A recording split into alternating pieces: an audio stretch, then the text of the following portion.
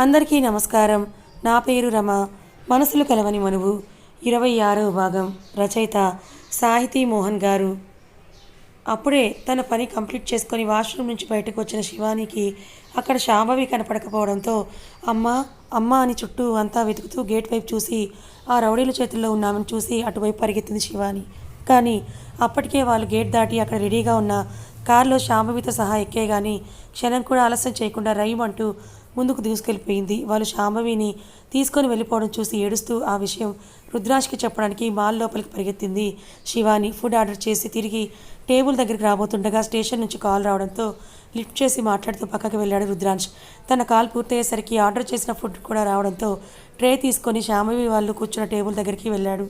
కానీ అక్కడ ఎవరు లేకపోవడం చూసి అరే ఇక్కడే కూర్చోమన్నా కదా, ఎక్కడికి వెళ్ళిపోయారు వీళ్ళు అనుకుంటూ చుట్టూ చూస్తూ ఉండగా దూరం నుంచి ఏడ్చుకుంటూ తన వైపు పరిగెడుతూ వస్తున్న శివాని కనిపించింది. తనని అలా చూసి కంగారుగా శివానికి ఎదురు వెళ్ళి నీస్ మీద బెండయ్యి తనని దగ్గరికి తీసుకుంటూ అరే చిన్ని ఏమైందిరా, నువ్వు ఎందుకలా ఏడుస్తున్నావు పరిగెడుతూ, అసలు మమ్మీ ఎక్కడా, ఎందుకు ఏడుస్తున్నావు చెప్పు అని అడిగాడు కంగారుగా.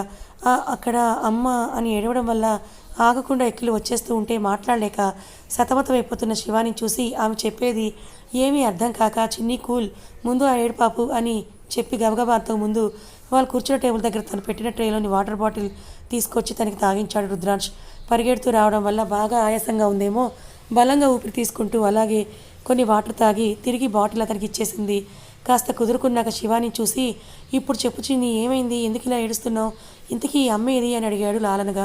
అది విని తన వైపు చూస్తూ డాడీ మేము వాష్రూమ్కి వెళ్తే అక్కడ అమ్మనెవరో అంకుల్స్ అమ్మని ఎత్తుకెళ్ళిపోయారు అంది వెక్కిళ్ళు పెడుతూ. శివాని నోటి నుండి ఆ మాట వినగానే షాక్ అయిపోయాడు రుద్రాంశ్. ఆ షాక్లోని శివాని వైపు చూస్తూ చిన్ని అమ్మని ఎత్తుకెళ్ళడం ఏంట్రా, నువ్వు నిజమే చెప్తున్నావా అన్నాడు కంగారుగా. అవును నాన్న నిజమే, నేను వాష్రూమ్కి వెళ్ళాలంటేను అమ్మ నన్ను తీసుకొని వెళ్ళింది. నన్ను లోపలికి పంపి తను బయటే వెయిట్ చేస్తూ ఉంది. కానీ నేను వచ్చేసరికి ఎవరో 5 అంకుల్స్ అమ్మని పట్టుకొని పరిగెడుతున్నారు. అది చూసి నేను కూడా వాళ్ళ వెనకే పరిగెత్తాను. కానీ వాళ్ళ అమ్మని కారులో ఎక్కించుకొని వెళ్ళిపోయారని పూసుకొచ్చినట్టుగా మొత్తం చెప్పింది రుద్రాంశ్కి.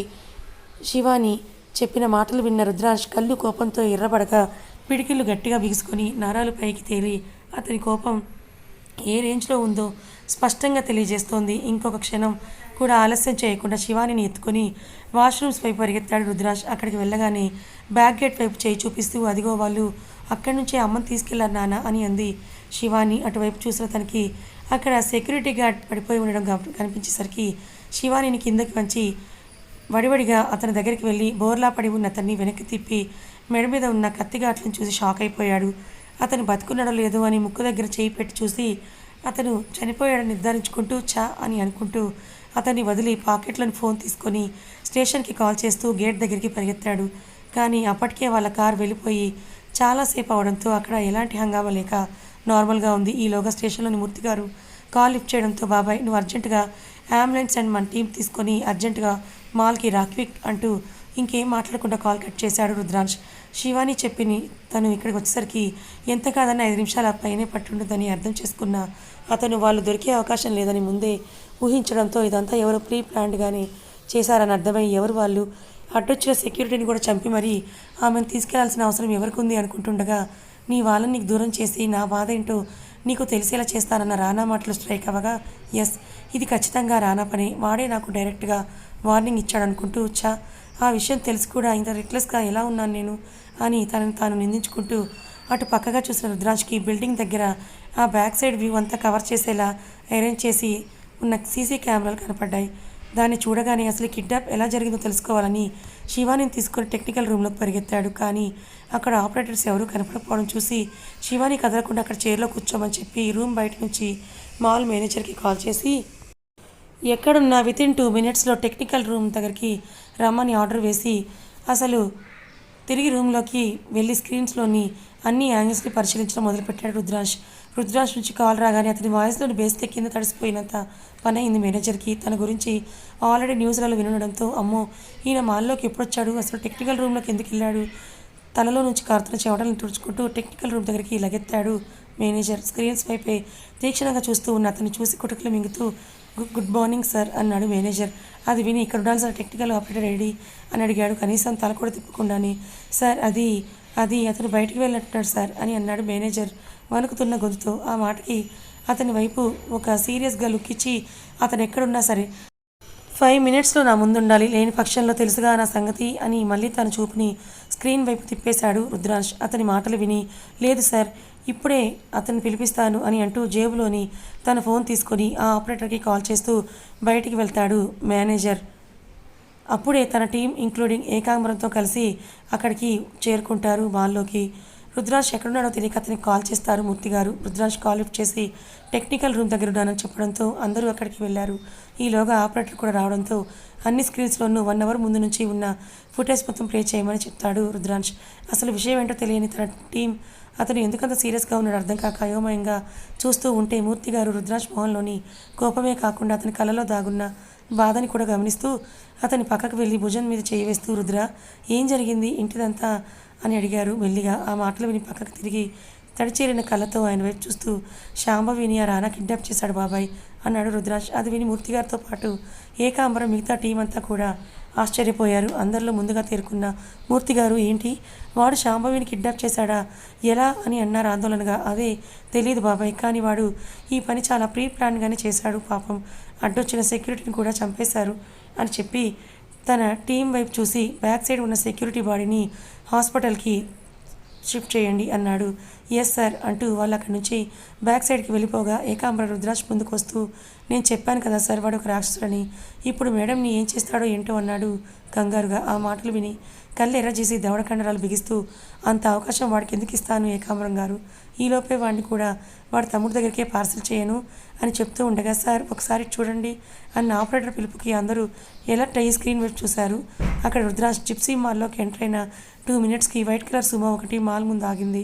అందులో నుంచి 5 దున్నపోతులు లాంటి రౌడీలు బయటకు దిగగానే ఆ సుమో అక్కడి నుంచి పక్కకు వెళ్ళి మాల్కి కాస్త దూరంలో ఆగింది. సెకండ్ స్క్రీన్లో వీళ్ళు ముగ్గురు కిడ్స్ సెక్షన్కి వెళ్తూ ఉంటే వాళ్ళు కూడా వీళ్ళకి చాలా దూరం మెయింటైన్ చేస్తూ అక్కడికి వచ్చి మధ్యలో తమ వైపు చూస్తూ ఉన్నారు.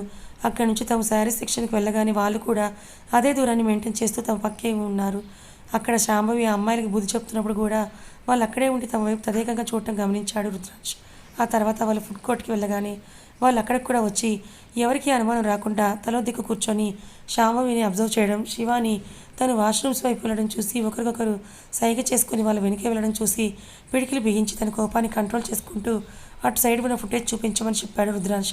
ఆ ఆపరేటర్ ఆ ఫుటేజ్ కూడా ప్లే చేయగానే అందులో శివాని వెళ్ళగానే శాంభవి బయట నుంచోవడం, వాళ్ళు తన ముందు నుంచే అటు ఇటు తిరుగుతూ పరిసరాలు అబ్జర్వ్ చేయడం, తర్వాత అదును చూసుకొని ఆమె మీద అటాక్ చేయడం, శాంభవి వాళ్ళ నుంచి తనని తాను కాపాడుకోవడానికి పెనుగులు అడటం, అయినా కూడా వాళ్ళు వదలకుండా ఆమె ముక్కుకి కర్చీఫ్ అడ్డుపెట్టి స్పృహ తప్పేలా చేసి అడ్డొచ్చిన సెక్యూరిటీని అమానుషంగా గొంతు కోసి ఆమెతో సహా బ్యాక్ గేట్ నుంచి రోడ్డెక్కి మళ్ళీ అదే సుమోలో తిరిగి వెళ్ళిపోవడం చూసిన రుద్రాంశ్ ఆవేశం తట్టుకోలేక పక్కనే ఉన్న టేబుల్ని గట్టిగా గుద్దేసరికి అది ముక్కలైపోయింది. అది చూసిన మూర్తిగారు కంగారుగా అతని చేయి పట్టుకొని, రుద్ర, ఏంటి ఆవేశం అన్నారు. ఆవేశం కాదు బాబాయ్, కోపం. నా భార్యనే కాపాడుకోలేని అసమర్థత మీద కోపం. ఆ రోజు వాడు సవాల్ చేసి చెప్పినా కొంచెం కూడా జాగ్రత్తగా లేకుండా వాడి మాటల్ని నిజమయ్యేలా చేసిన నా నిర్లక్ష్యం మీద కోపం. అరగంట క్రితం నుంచి మా వెనుకే ఉన్న వాడి మనుషుల్ని గుర్తించలేని నా మీదే నాకు కోపం బాబాయ్ అన్నాడు బాధగా. ఆ మాటలు విని కటువుగా పలుకుతున్న ఆ మాటలని బాధ స్పష్టంగా తెలుస్తూ ఉంటే రుద్రాంశ్ చేయి పట్టుకుని, లేదు రుద్ర, ఎందుకు నిన్ను నువ్వే తక్కువ చేసుకుంటున్నావు అంటూ శాంభవిని తీసుకెళ్ళినంత మాత్రాన వాడు గెలిచినట్టు కాదు. ఇలా నిన్ను నువ్వు నిందించుకుంటూ నువ్వు బలహీనపడినప్పుడే వాడు గెలిచినట్టు అని అతని వైపు చూస్తూ, నువ్వు వాడికి అవకాశం ఇవ్వవనే అనుకుంటున్నాను అంటూ నీతో పెట్టుకొని వాడి చావుకి వాడే ముహూర్తం పెట్టుకున్నాడు పాపం. త్వరగా పైకి పోవాలని వాడంతా ముచ్చట పడుతూ ఉంటే నువ్వు ఇంత ఆలస్యం చేయడం ఏం బాగోలేదు. వెళ్ళి వాడిని వాడి తమ్ముడి దగ్గరికి పంపించి అమ్మాయిని తీసుకొనిరా అన్నారు మూర్తిగారు అతని భుజం తడుతూ. ఆయన మాటలు విని, వెళ్తాను బాబాయ్, నన్ను టచ్ చేస్తే ఎలా ఉంటుందో నేను కొట్టే ప్రతి దెబ్బలోనూ వాడికి తెలిసేలా చేస్తాను అని తను వైపే బిక్క మొహం వేసుకొని చూస్తూ ఉన్న శివాని చూసి తనని ఎత్తుకుంటూ, నువ్వు ఏడవకు చిన్ని, డాడీ వెళ్తున్నాడుగా, త్వరగానే మమ్మీని తీసుకొని వచ్చేస్తాడు, నువ్వు తాతయ్యతో కలిసి ఇంటికి వెళ్ళు సరేనా అని అంటూ తనని ముద్దు పెట్టుకుని మూర్తిగారు చేతికిస్తూ, మీరు చిన్నిని తీసుకొని ఇంటికి వెళ్ళండి బాబాయ్ అని చెప్పి రానా ఇంటికి బయలుదేరాడు రుద్రాంశ్. శాంభవిని కిడ్నాప్ చేసి కారులో ఎక్కించుకొని బయలుదేరగానే స్రో తప్పి సీట్లో పారిపోయి ఉన్న ఆమెను చూసి వెటకారంగా నవ్వుతూ, హాహా, ఈ పిల్లని కిడ్నాప్ చేయడానికి ఎన్ని జాగ్రత్తలు చెప్పాడురా ఆ ముసలోడు అని అంటూ ఫణీంద్రకు కాల్ చేస్తాడు. ఆ రౌడీలోని పెద్ద తలకాయ్ వీళ్ళ ఫోన్ కోసం ఎదురు చూస్తున్న ఫణీంద్ర ఆ రౌడీ కాల్ చేయగానే మొదటి రింగే కాల్ లిఫ్ట్ చేసి, ఏమైందిరా, ఆ అమ్మాయిని కిడ్నాప్ చేశారా అని అడిగాడు ఆతృతగా. అలా అడగగానే వాడు పెద్దగా నవ్వుతూ, మేము బరిలోకి దిగుతాము, పని పూర్తి కాకపోవడం అంటూ ఉండదు. మీరు చెప్పిన అమ్మాయి ఇప్పుడు మాతోనే ఉందన్నాడు వాడు. అది విని సంతోషంగా నవ్వుతూ, గుడ్, వెరీ గుడ్ అంటూ, ఇంతకీ వాడికి అనుమానం రాలేదుగా, మిమ్మల్ని చూడలేదుగా అని అడిగాడు ఫణీంద్ర భూపతి. ఆహా లేదు, అసలు వాడికి మేము ఒకళ్ళం వాడి వెనకాలే ఉన్నామన్న సంగతి కూడా వాడికి తెలియలేదు అని అంటూ, ఇంతోటి దానికైనా అన్ని జాగ్రత్తలు చెప్పి వాడేదో పీకేస్తాడు, పొడి చేస్తాడు అని గొప్పలు చెప్పారు అని అన్నాడు ఆ పెద్ద తలకాయ వెటకారంగా నవ్వుతూ. అతని నవ్వు విని, హహా, నా మాటలోని అర్థం నీకు ముందు ముందు తెలుస్తుంది లేరా కుర్రకొంక అంటూ, ఇంతకీ ఇప్పుడు మీరు ఎక్కడున్నారు అన్నాడు ఫణీంద్ర భూపతి. మేమిప్పుడు ఏరియాలో ఉన్నాం అని వాడు చెప్పగానే, ఓకే, మీరు ఇంటికి రాకుండా అక్కడి నుంచి డైరెక్ట్గా శ్రీశైలం మీదుగా నల్లమల ఫారెస్ట్ దగ్గరికి వెళ్ళండి, నేను కూడా వస్తున్నానని అన్నాడు. ఫారెస్ట్కి ఎందుకు సార్, వాడికి భయపడా, ఏం అవసరం లేదు, రానివ్వండి, వాడి సంగతి నేను చూసుకుంటా అంటున్న వాడి మాటల్ని మధ్యలోనే ఆపేస్తూ, అధిక ప్రసంగం చేయకుండా చెప్పించేయి అని వాడిని గదమాయించి కాల్ కట్ చేస్తాడు ఫణీంద్ర. ఏంటన్నా, ఏమంటున్నాడా ముసలోడు అంటున్న తన అనుచరుడి మాటలు విని, ఏముంది, వాడికి భయపడి ఈ పిల్లని నల్లమల ఫారెస్ట్ దగ్గరికి తీసుకొని రమ్మంటున్నాడు అంటూ, కానీ ఏం చేస్తాం, సుపారీ ఇచ్చేవాడి మాట వినాలి కదా, బండడే తిప్పు అన్నాడు ఆ పెద్ద తలకాయ. కాల్ కట్ చేయగానే ఆనందంతో పెద్దగా నవ్వుతూ, రానా రానా అంటూ కేకలు పెట్టాడు ఫణీంద్ర భూపతి. అతని అరుపులు విని, అబ్బబ్బా, ఏంటి మామ, ఎందుకు అలా అరుస్తున్నావు నువ్వు అని అంటూ, ఏంటి విషయం అని అడిగాడు రానా విసుగ్గా. ఏంటేంటి రానా, ఆ దున్నపోతులు శాంభవిని ఎత్తుకొచ్చేశారు అన్నాడు ఆనందంగా. అవునా అని సంతోషంగా చూస్తూ, ఇంకా ఎంతసేపు పడుతుందట ఇక్కడికి రావడానికి అన్నాడు రానా. ఆమె తనకి దక్కేసినట్టే అని సంబరంతో ఆ మాటలు విని నవ్వుతూ, వాళ్ళు రారు రానా, మనమే వెళ్ళాలి అన్నాడు ఫణీంద్ర. మనం వెళ్ళడం ఏంటి, వాళ్ళు ఇక్కడికే కదా రావాలి అని అయోమయంగా చూస్తున్న రానాను చూసి, కాదు, వాళ్ళని ఆ పిల్లతో సహా అడవికి వెళ్ళిపోమని చెప్పాను, ఎందుకంటే ఈ పాటికి ఆ రుద్ర కనిపెట్టేసి ఉంటాడు, ఈ కిడ్నాప్ నువ్వే చేయించావని. నా అంచనా కరెక్ట్ అయితే ఈ పాటికే వాడు ఇక్కడికి బయలుదేరే ఉంటాడు. వాడు వచ్చేలోపే మనం ఇక్కడి నుంచి బయలుదేరాలి. వన్స్ వాడికి దొరికామో మన ప్లాన్ అంతా తారుమారైపోతుంది. అందుకే త్వరగా పద, మనం కూడా అడవికి స్టార్ట్ అవుదాం అని హడావిడి చేస్తూ, అక్కడున్న మనుషులకి తమ గురించిన ఏ ఇన్ఫర్మేషన్ చెప్పొద్దని, వీలంటే త్వరగా మీరు కూడా ఇక్కడి నుంచి వెళ్ళిపోండి అని అంటూ రానాతో కలిసి అడవికి బయలుదేరాడు ఫణీంద్ర భూపతి. వాళ్ళ కార్ ఆ గేట్ దాటిన 2 నిమిషాలకే రుద్రాస్ జిప్సీ గేట్లోకి ఎంటర్ అయింది. యమ స్పీడ్గా వచ్చి బ్రేక్ కొట్టాడేమో, జిప్సీ కీచ్మని శబ్దం చేస్తూ రివర్స్ తిరిగి ఆగితే ఆ టైర్ల నుంచి లేచిన దుమ్ము సుడిగాలిలా రౌండ్స్ తిరుగుతూ మనిషి ఎత్తుకు లేచింది. ఫణీంద్ర తనని వెళ్ళిపోమని చెప్పడంతో బయటికి వస్తున్న రానా మనుషులు ఆ విధంగా లోపలికి వచ్చిన జిప్సీని చూసి షాక్ అవుతూ ఉండగానే అందులో నుంచి జంప్ చేసినట్టుగా బయటకు వచ్చాడు రుద్రాంశ్. కోపం వల్ల మొహం, కళ్ళు అన్నీ ఎర్రగా అయిపోయి నిప్పు కనికల్ని తలపిస్తూ ఉంటే స్లీవ్స్ మడత పెడుతూ ఆవేశంగా పెద్ద పెద్ద అంగలతో తమ వైపు దూసుకొస్తున్న రుద్రాంష్ని చూసి భయపడుతూ 2 అడుగులు వెనక్కి వేశారు అక్కడున్న రౌడీలందరూ. దారికి అడ్డంగా దున్నపోతుల్లా ఉన్న వాళ్ళని చూస్తూ, రానా ఎక్కడ్రా అన్నాడు ఫుల్ బేస్ వాయిస్తో. రుద్రాంశ్ గురించి క్లియర్గా తెలిసిన కొంతమంది రౌడీలు అతని వాయిస్లోని బేస్ చూసి, మనం ఇంకా ఇక్కడే ఉంటే మన ప్రాణాలకే ప్రమాదం అనుకుంటూ ఎలా ఎస్కేప్ అవ్వాలని చూస్తూ ఉంటే, మరికొందరు మాత్రం ధైర్యం చేసి అతనికి ఎదురు తిరిగారు. అసలే మన గురుడు మంచి కాక మీద ఉన్నాడయ్యే, ఇంకేముంది, ఎదురొచ్చిన ప్రతి ఒక్కరిని మక్కలు ఇరగొట్టేశాడు.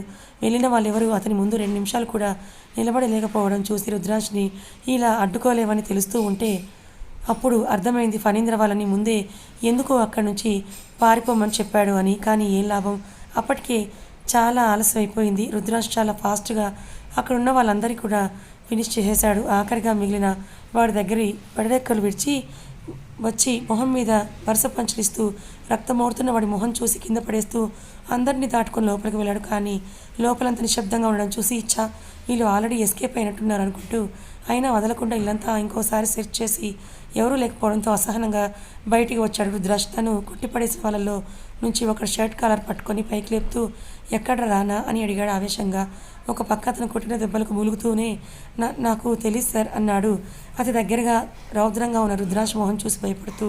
రేయ్, నేను అసలే తిక్కలో ఉన్నాను, అనవసరంగా నాకు అబద్ధాలు చెప్పి అంతో ఇంతో ఉన్న ఈ ప్రాణాలు కూడా పోగొట్టుకోకు, వాడు ఎక్కడున్నాడో మర్యాదగా చెప్పు అన్నాడు కల్లెర చేసి చూస్తూ. అతను కొట్టిన దెబ్బలు మాట్లాడడం కూడా కష్టంగా ఉన్నా సమాధానం చెప్పకపోతే నిజంగా చంపేస్తాడేమో అని భయపడి, నిజం సార్, తను ఎక్కడికి వెళ్ళాడో నిజంగా మాకు తెలీదు. మేము మీరు వచ్చే 2 నిమిషాల ముందే మీరు వస్తున్నారని మమ్మల్ని పారిపోమని చెప్పి పెద్ద సార్తో కలిసి వెళ్ళిపోయారు అని కష్టం మీద పలుకుతూ, నాకు ఇంతవరకే సార్ తెలుసు సార్, నన్ను నమ్మండి అంటూ కింద పడిపోయాడు ఆ రౌడీ.